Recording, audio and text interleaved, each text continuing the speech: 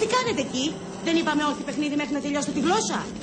Ένα διάλειμμα πρώτα, ρε μαμά. Κανένα διάλειμμα, Χάρη. Υποσχέθηκα στη μαμά του Μιχάλη ότι θα γυρίσει σπίτι διαβασμένος. Θα τελειώσουμε πρώτα αυτό το παιχνίδι.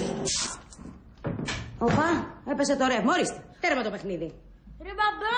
Συγγνώμη, πάω να σηκώσω το ρελέ. Έλα, πείτε μου, τι σας μένει? Να κλείνουμε το ρήμα που φέρω, αλλά είναι πολύ δύσκολο. Δεν πειράζει, θα σε βοηθήσω εγώ. Τι, να υποφέρω?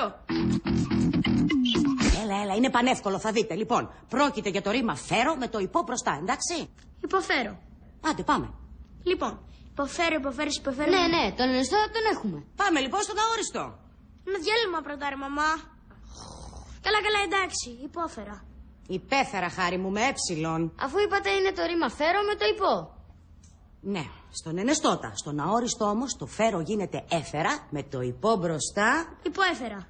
Που συναιρείται, Χάρη μου, και γίνεται υπέφερα.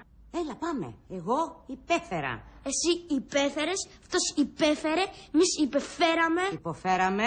Αφού είπατε έφερα. Έψιλον.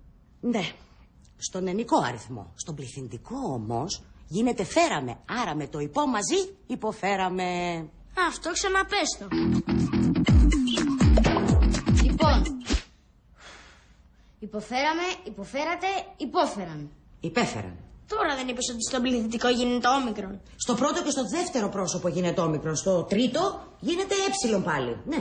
Ωραία, τώρα να κάνουμε ένα διάλειμμα. Δεν έχει διάλειμμα, Χάρη. Πρέπει να κάνουμε και την παθητική φωνή. Έλα, δεν είναι τίποτα. Πάμε, υποφέρομαι. Με έψιλον πάλι. Με αλφαγιώτα. Τώρα δεν είπες ότι γίνεται έψιλον? Στην ενεργητική φωνή, παιδί μου, στην παθητική αλφαγιώτα. Καλά λέω, ναι. Αλφαγιώτα, πάντα αλφαγιώτα. Ωραία, εντάξει, μην φωνάζεις. Υποφέρεσαι. Όλα αλφαγιώτα. Όχι όλα, Χάρη μου. Η κατάληξη αλφαγιώτα, τώρα κανονικά έψιλον. Κυρία Μπουσκά, μας δουλεύετε. Καλά σου λέει. Άμα δεν ξέρεις, πες το. Να πάμε στη μαμά του Μιχάλη. Μια χαρά το ξέρω. Αφού έτσι γράφεται, εγώ φταίω τώρα. Μη χειρότερα δηλαδή.